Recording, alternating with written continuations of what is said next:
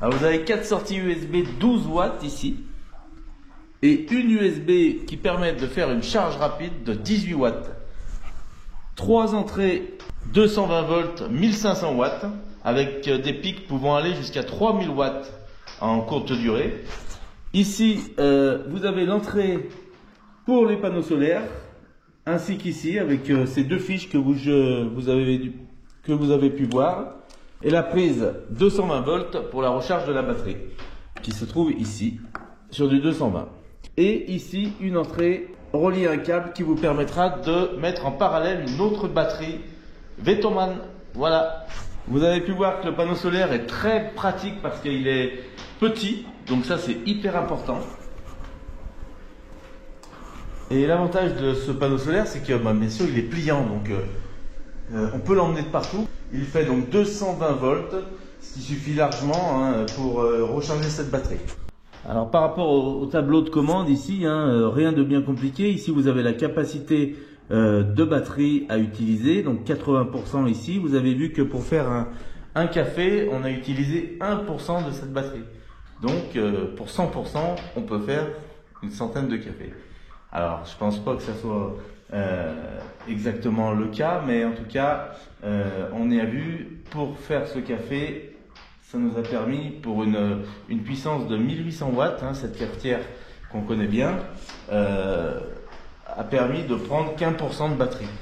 Donc l'avantage de ce modèle, c'est que rien de bien compliqué. Voilà, on met en route très facilement et puis après c'est prêt à l'utilité. Après tout ce qui est branchement, on commence à bien connaître. Tout est vraiment à disposition en fonction de nos appareils d'aujourd'hui.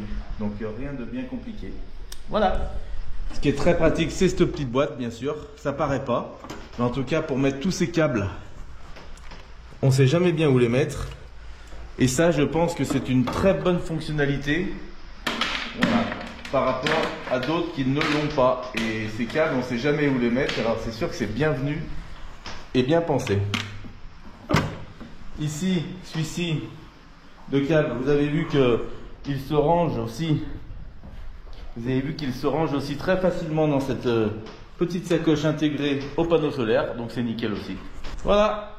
Allez, bienvenue à vous. Puis le petit café du matin, quand on n'a pas de courant dans son van, il est toujours bienvenu. Rapide à faire avec nos machines d'aujourd'hui.